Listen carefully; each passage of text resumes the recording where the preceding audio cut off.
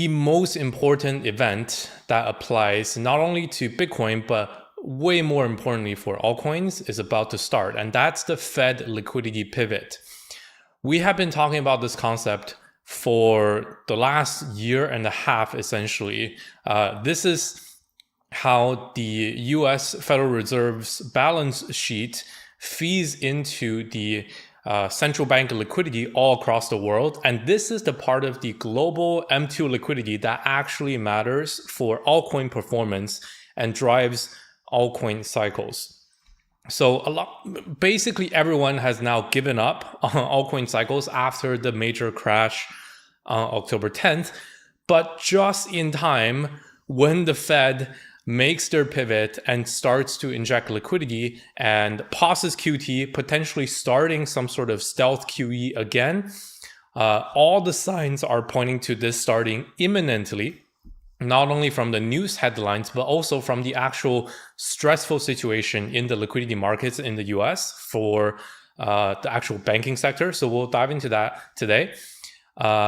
So the reason why this matters is because this is the exact data that actually has predicted the last two altcoin cycles, not just Bitcoin cycles, but more importantly, altcoin cycles with Bitcoin dominance, and how altcoins performance compared to Bitcoin tends to have ups and downs. Usually the bottoms are marked right when quantitative tightening ends, when the Fed comes out and says they're going to stop shrinking the size of their balance sheet and starts to increase their size of their balance sheet again. So that's about to start, potentially even this week. And if it doesn't, then by the December FOMC meeting, which is on December 9th and 10th, it should start. Okay, so that's on the agenda today. That's the main topic because this is, in my opinion, the most important thing that trumps everything. It trumps the Bitcoin halving cycles, which is just a random arbitrary 4-year timing. It trumps sentiment. It's way more important than everything else. This is the thing that matters. Okay, let's get right into it here. And let me just bring up the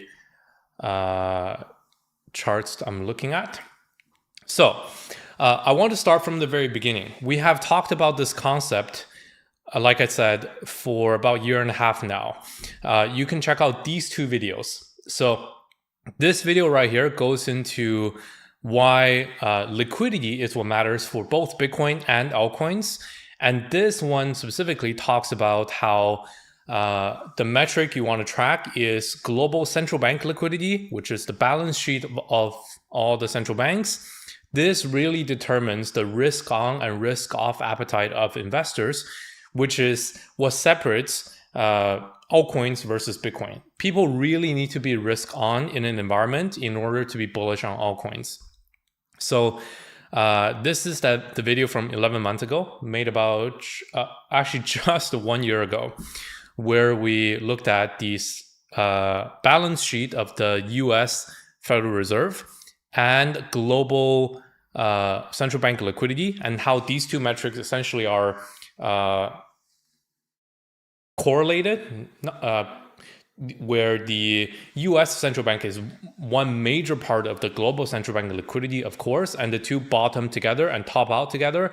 And when they bottom is when altcoins start to outperform Bitcoin, and when they top is when altcoins start to underperform Bitcoin and the cycle is finished. So I want to start with this because there are a lot of people that are not familiar with this concept. So here's how you can track it. Just go on TradingView, and you want to start with one of these charts that represent altcoin performance versus Bitcoin. So you can look at Bitcoin dominance very simply, or you can look at things like total 3, which is all altcoins excluding Bitcoin, Ethereum, or you can look at total 2, including Ethereum. Doesn't really matter. And then you can take that divided by Bitcoin to get a ratio. So here, for example, is total 3 excluding, I have this one. Total 3 excluding stablecoin divided by Bitcoin. Okay, and these charts all work the same. So let's look at Bitcoin dominance, which is the most popular one, most obvious one that people attribute to altcoin performance. And I'm going to remove the drawings here.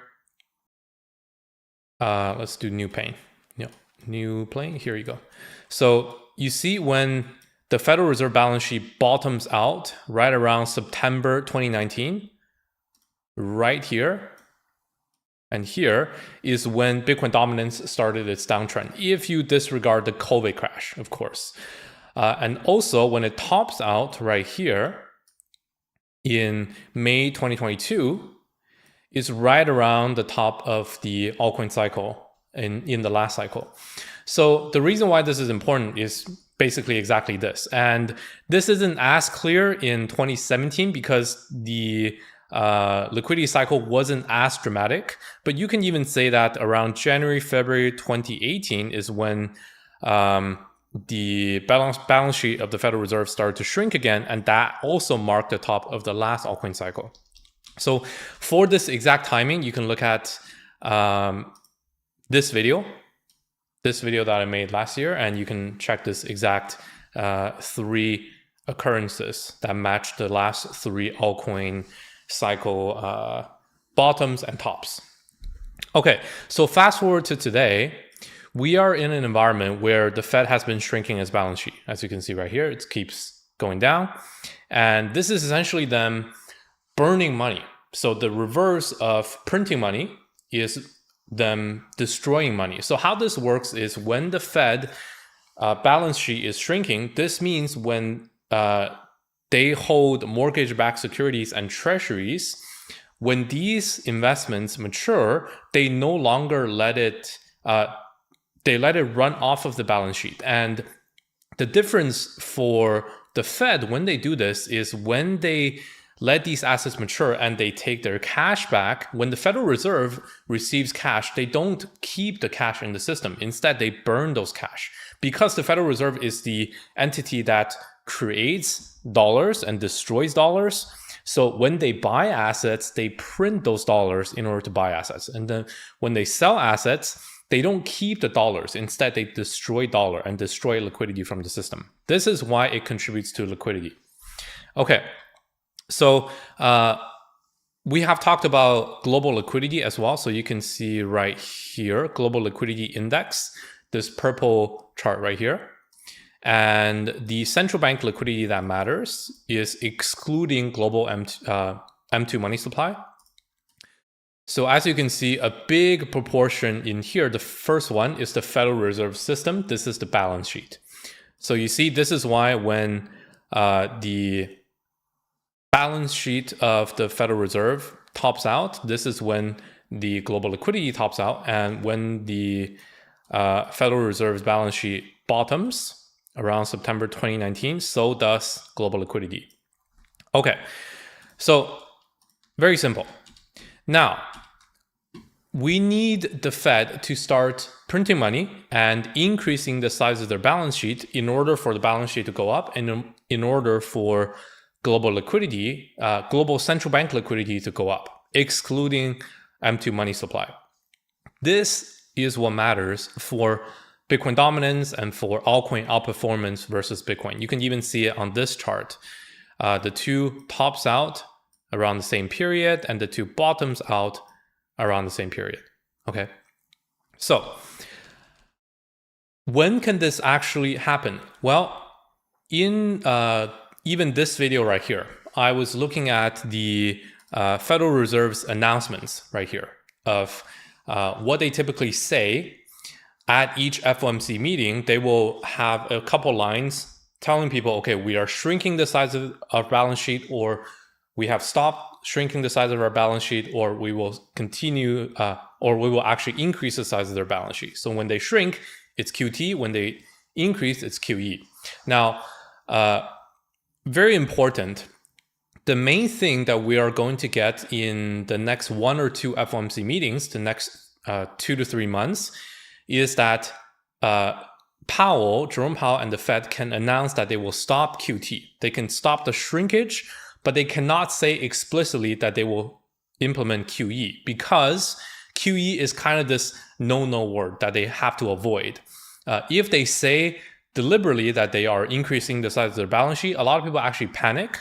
The market tends to panic, and they need to keep the optics under control. And that's why we will only get formally stoppage of QT, but increase of the size of the balance sheet again will need to come in some weird language. But this is actually not new. So back in 2019, a trip down memory lane, the last time that this happened is, let me bring this up again. So the size of the balance sheet, when it bottomed in September 2019, right here, okay? This was a FOMC meeting, and a lot happened here that I want to get into today. So what prompted the Fed to stop QT and start QE in September and October 2019? There was actually a crisis that not a lot of crypto people know of, but TradFi people really know what I'm talking about here. And that's the 2019 repo crisis. So long story short, in September 2019, there was a period where liquidity in the US banking system was so tight that overnight, no banks had enough cash to lend to each other. So when we talk about repo, this is short for repurchasing agreement, which is when, let's say you have two banks in the US, one has a lot of collateral, they hold a bunch of treasuries, another has more cash. And in order to still function on the day after, when they open, they need to have cash ready for people to withdraw. The bank that has a lot of collateral, they will want to borrow money from, borrow the cash from the cash heavy bank, and giving them collateral and saying that, okay, we will pay them back in the next day. This is a typical type of operation that gets done between banks and even with the Federal Reserve, and this is called repo. Long story short, I'm not an expert, but that's a layman's understanding of this. So in September 2019, because there was so little liquidity and such tight cash, nobody wanted to lend cash to other banks for basically risk-free. And this caused a huge crisis overnight in September 2019, where the SOFR rate, SOFR, this is the secured overnight financing rate, the risk-free interest rate essentially, increased from 2.43% to 5.25% on September 17th, the night of. This was way higher than the targeted rate of the Fed at that time, the targeted interest rate. So this is a big crisis because it really showed that liquidity was too tight, and some banks could potentially not have enough cash for people to withdraw, which is going to cause a big cascade.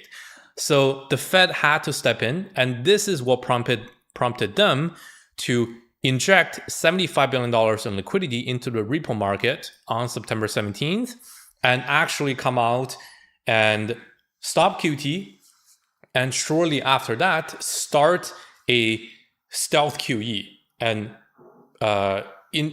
even in this instant, they couldn't say it's QE, and they had to insist that it wasn't QE. So I looked into this keyword. It's very interesting. If you want to Google it yourself, 2019 not QE, and you have some very interesting results around them. The Fed unveils new plan to expand the balance sheet, but insists it's not QE. Powell sees Fed resuming balance sheet growth, but it's not QE. This is October 2019.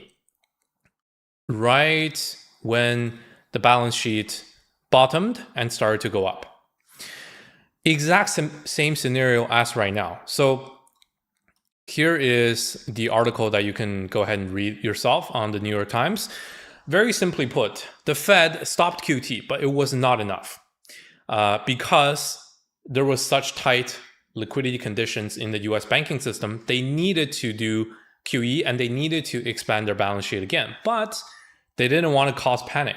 So they had to do some weird wording and say it's not QE, even though we are expanding our balance sheet. And the excuse they used then was that they are only going to buy treasury securities and not any other securities to add to their balance sheet. And somehow this was not QE. Okay. So the same thing is about to happen again. Why? Because the 2019 repo market crisis is about to repeat if the Fed doesn't do this exact same thing again. Why is that? So that goes back to the US liquidity data. So there are three major parts to the US liquidity system. So you can see right here, the Federal Reserve balance sheet, number one, the Treasury General account, this is the checking account of the US government, and number three, the reverse repurchase agreements, which is, I'll go into that in a bit.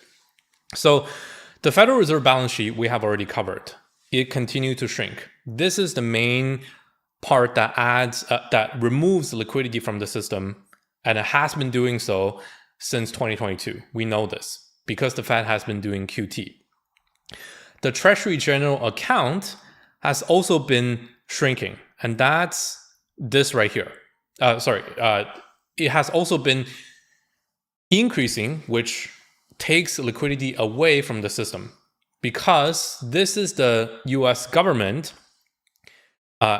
taking liquidity out of the market and putting it into their checking account. So when the Treasury General account increases, this is taking away liquidity. Okay, so this has also been going up. You can see right here, has been going up since July. And we talked about the TGA account refill a bit over the summer. This is now around that $800 billion mark, which is basically the target already. But the third thing, very important, is this. This is the overnight reverse repurchase agreements.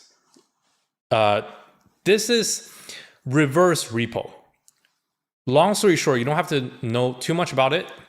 What this chart tells us is this is a facility at the Federal Reserve which banks can choose to park their money at the US Federal Reserve in order to get risk-free returns. And when this goes down, it means that banks do not have extra liquidity to park for risk-free returns, and instead they need more and more of that liquidity.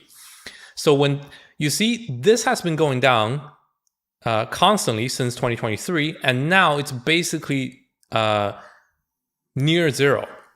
So it used to be $2.3, $2.4 trillion. Now it's only $3.5 billion. So this tells us that all the US banks have constantly needed more and more liquidity because the Fed has been doing QT, and now they have basically no money left in order to park with the Fed for risk-free returns. They have no extra cash. Okay, so this is one major chart that you need to pay attention to because the Fed tracks this. When this is near zero, it means really the US banking system do not have extra cash. And on top of this, during the 2019 September repo crisis, the main signal that fired, which was telling the US Fed that there is a big shortage in liquidity in the US banking system, is this: the overnight regular repo agreement. Not the reverse, but the regular. So the overnight repurchase agreements in the forward direction is when banks typically lend money with each other. They provide collateral and they do a repo overnight. They get the cash they need. But when they do not have the cash they need, the Fed has to step in and inject liquidity.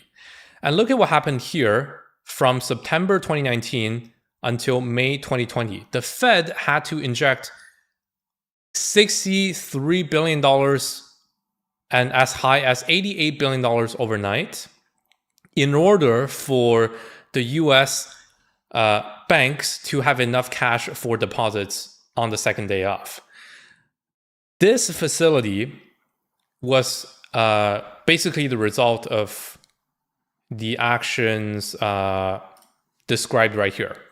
When the Federal Reserve Bank of New York injected $75 billion in liquidity into the repo market on September 17th overnight and continued to do so every morning for the rest of the week, continued to do so until June 2020. So you see, this injection happened from September 2019 until June 2020, and it did not happen again until June 2025, one time. But most importantly, it's starting to happen very, very regularly, just since 2 weeks ago. So if we zoom in enough to, let's say, year to date, and let's say last 2 months, this is very worrying for the Fed. So since October 15th, basically every night, the Fed had to do some sort of liquidity injection in order to help one bank or another to have enough cash for the second day for their operations. This is not normal, because this facility is not a regular facility. It's not supposed to be used.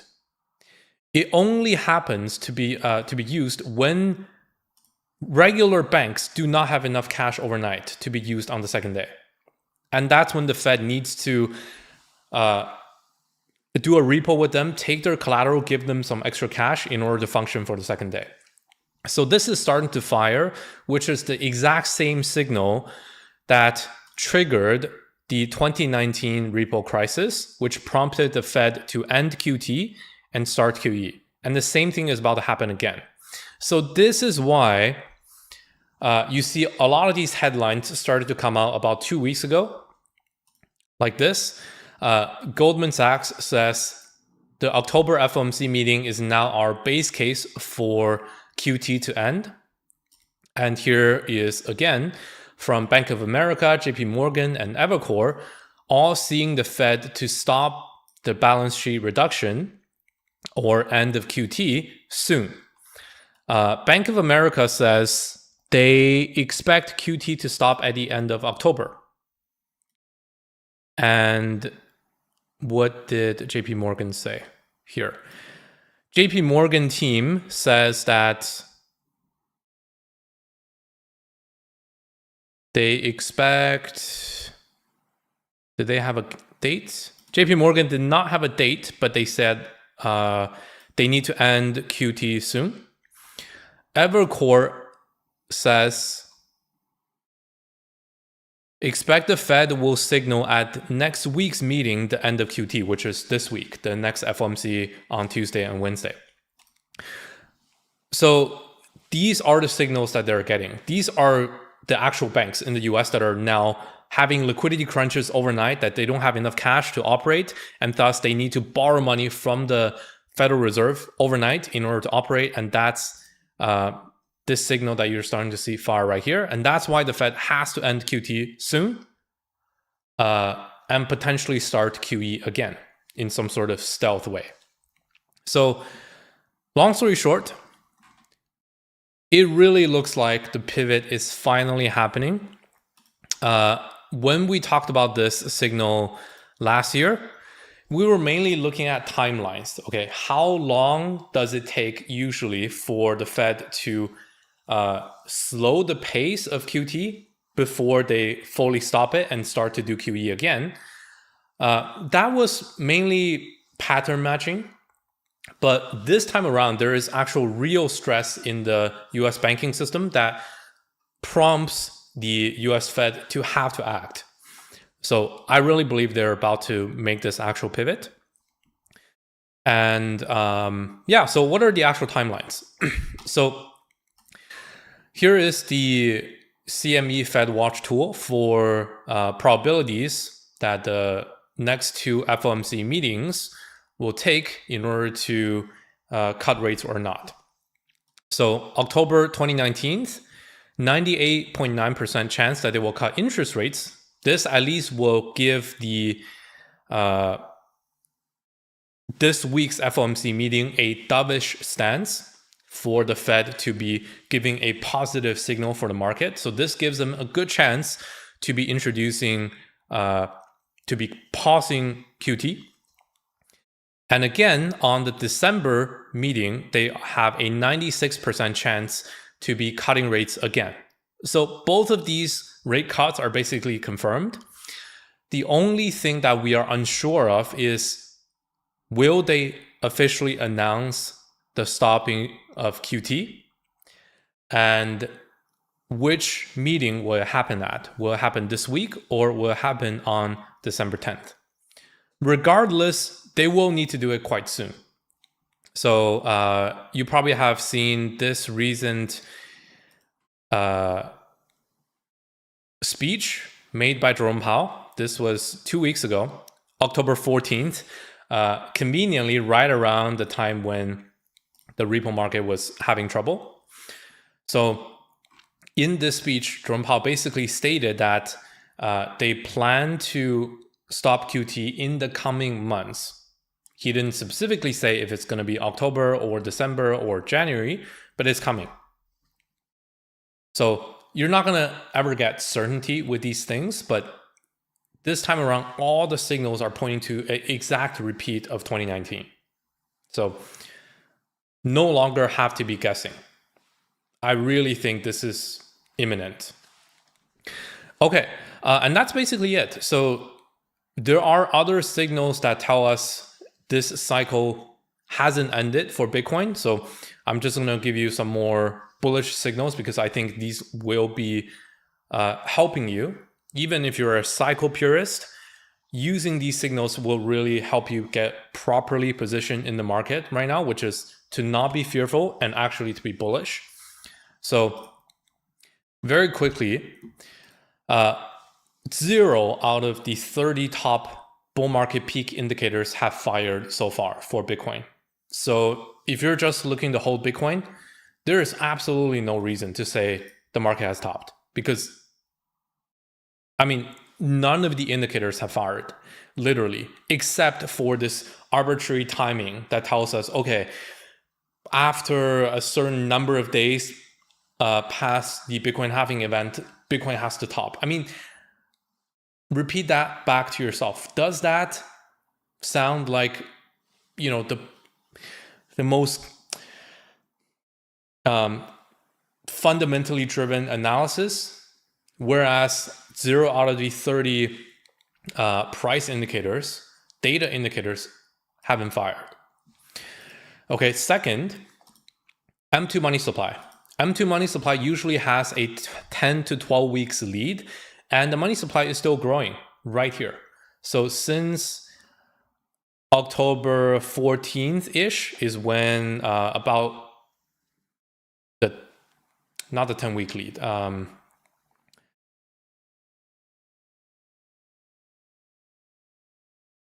yeah, this chart is actually,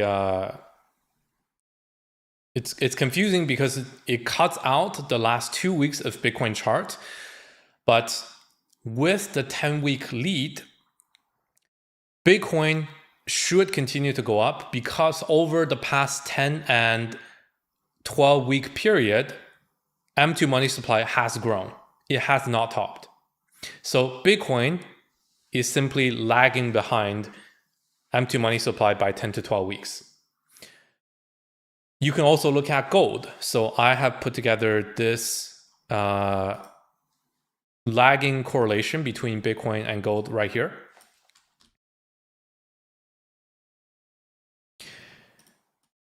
Everyone knows at this point that gold recently made a very dramatic all-time high. On the left-hand side here, we have gold. So where gold went from 3,300 all the way to 4,300 over a, what is this? 12-week period. Yeah, the lag I have here is 12 weeks. So if you overlay gold on top of Bitcoin with a 12-week lag, the two actually have very strong correlation. So ever since January 2023-ish, when this debasement trade has taken the world by storm and people really start heavily allocating to gold, every time gold rallies, Bitcoin lags. And when gold stopped its rally over that usually 12-week period and starts to consolidate is when Bitcoin rallies. I mean, I don't need to repeat to you for this. Many people have made this analysis already. This is just it clearly laid out on the chart. So in red here, you have gold, and in the candles, you have Bitcoin. So you see whenever the two basically goes up together, if you put on a 12-week lag.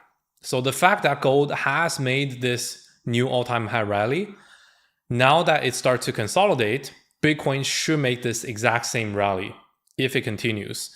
And this is not like hopium. Yes, historically, Bitcoin did not have high correlation with gold, not for all of its history. But over the last 2 years, it does have very high correlation. Between 57 to 92% correlation over a 1-year period with Bitcoin compared to gold. That's the correlation coefficient right here on the bottom. And you don't need me to point you out that this is very high correlation. So the next logical move is for Bitcoin to make an all-time high rally right when gold is now starting to consolidate. So yeah, very simple. You can use any of these metrics to convince yourself to be bullish. You can look at, M2 money supply. You can look at gold. All of them are pointing to Bitcoin being bullish. But I think ultimately what matters here is the Fed's balance sheet pivot, which is about to happen. Stay bullish. That's the biggest takeaway here. Now, let's quickly touch upon altcoins here. So let's go back to the main chart here. And for altcoins, put on the global liquidity index. So why is this in? Need to put it in the candles here. So Bitcoin dominance, yes, it's rebounding, but it's still within the 50-week simple moving average. And it's still in a weekly downtrend. Lower highs, and potentially the next lower high, it just needs to stay below 62%. We're not above 62% yet. You cannot call this a weekly reversal. So can this happen? Can Bitcoin dominance head much higher, make new highs? Sure, it's possible. But you can always say it's possible. I like to follow trends. And the trend, even on the weekly, is telling us that it's in a weekly downtrend, not uptrend. By the time it breaks above 62%, sure, then I'll be wrong. But so far, we're not wrong. And anytime that it starts to roll over, that will be the continuation of the same weekly downtrend. So I don't get why we should be saying that, Bitcoin dominance just has to go back to like 65% while it's still at below 60%. Even if we get above 60%, so what? The next high here is 62%. So until that happens, I'm not going to say this is like altcoin season is over. No, we are still in an altcoin season. So combining this point with the fact that the Fed is about to make the liquidity pivot, which will bring global liquidity back up. If they stop QT and start stealth QE, that will bring back up global liquidity. And global liquidity, remember, when global liquidity bottoms, Bitcoin dominance tops. And when global liquidity tops, Bitcoin dominance bottoms. So if global liquidity goes up, Bitcoin dominance is likely to roll over. This has been our base case for the longest time. I don't see why this is the period to be, bearish on altcoins. I think that's just, there's no evidence pointing to that, in my humble opinion. So assuming Bitcoin itself is going to go up, Bitcoin dominance is still in a weekly downtrend, and the liquidity pivot is just about to happen, this is the time to continue to be bullish on altcoins as well. That's my 2 cents on altcoins. So which altcoins should you hold? Well, continue holding your large caps. Ethereum, Solana, XRP, BNB, all the top 10s are good. I don't think you can go wrong with those because those will react the quickest to any moves on global liquidity, which triggers Bitcoin dominance drawdowns, and those largest altcoins will react first. And that's it. That's like very simple outlook on altcoins right here. But the takeaway is all of this depends on this Fed pivot. So that's why, this week at least we will have some volatility. The rate cut is confirmed, but we don't know if this QT will happen. It's looking the most likely for it to happen this week over the last 3 years, but it could still not happen. If it doesn't happen, we have to wait till December again. And if it still doesn't happen, then maybe the banking system will just fail. And then the Fed has to step in. We know that the banking system is under heavy pressure with the usage of, with what this chart shows, this overnight facility being used to provide liquidity for the banks. It has not been used since 2019. So the same crisis is about to happen again. It just depends on the Fed. What does the Fed decide to do this time? Will it be ahead of the curve or will they be later than the curve? And even if they just let everything fail, still, Jerome Powell will end his term in June of next year. And then all of this will happen anyways. So it's really a matter of time. It's not if. The pivot will come. So stay in there, stay bullish, hold your Bitcoin, hold your large cap alts. This is not the time to be bearish. I repeat my stance and I repeat this, my personal stance as well. And this is how I'm treating my own portfolio. I'm holding a lot of altcoin exposure. I've held it for 3 years already. Why would I make this shift in the last couple months right before my real thesis is about to be confirmed and actually play out? It has been painful to wait for this liquidity pivot for so long, so extended, and the Fed just doing nothing. But it will happen, and it's about to happen finally. So let's stay in there and not lose hope. I will be actually going away this week. I do have a trip planned, but I will be following up on the FOMC event tomorrow and the day after. If there is a real QT pause and liquidity pivot, I will make sure to update you guys. I will have to do so on X in text format, so make sure you follow me on X. Maybe I can make some short videos. I can't really do live streams for the rest of this week, but maybe I can make some recorded videos for you guys if this actually happens. But yeah, regardless, definitely follow me on X. I will be posting text updates for the exact summary of this FOMC meeting and if anything changes. Yeah, that's it.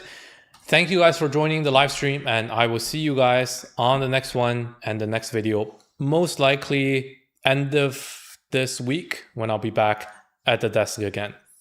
Yeah, thank you guys for joining, and I'll see you on the next one. Bye-bye.